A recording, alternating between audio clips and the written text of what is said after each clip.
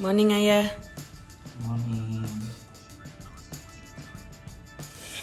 Dibelikan handphone. Nama Ruben Onsu mendadak jadi sorotan kala ketahuan idap penyakit. Ia bahkan drop hingga harus dirawat di ICU. Kabar Ruben Onsu sakit sontak bikin netizen pilu.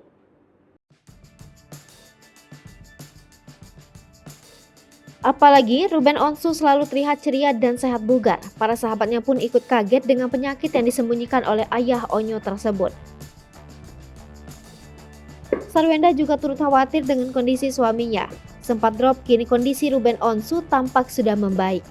Ruben Onsu bahkan semangat turut merayakan ulang tahun kedua putrinya. Di momen bahagia itu tak lupa Ruben Onsu mengundang sederet artis.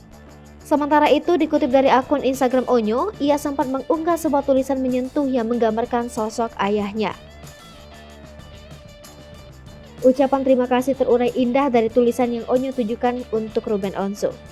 Onyo menyebut Ruben Onsu adalah sosok yang selalu siaga untuk anak-anaknya. Anak pertama Ruben Onsu ini bahkan menyebut tak akan sanggup jika kehilangan ayahnya.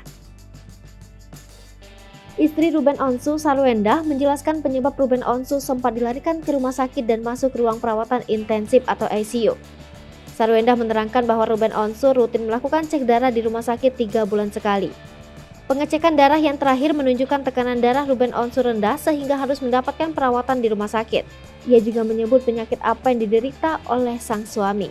Sarwenda membawa kedua putrinya untuk menjenguk Ruben Onsu usai dipindahkan ke ICU.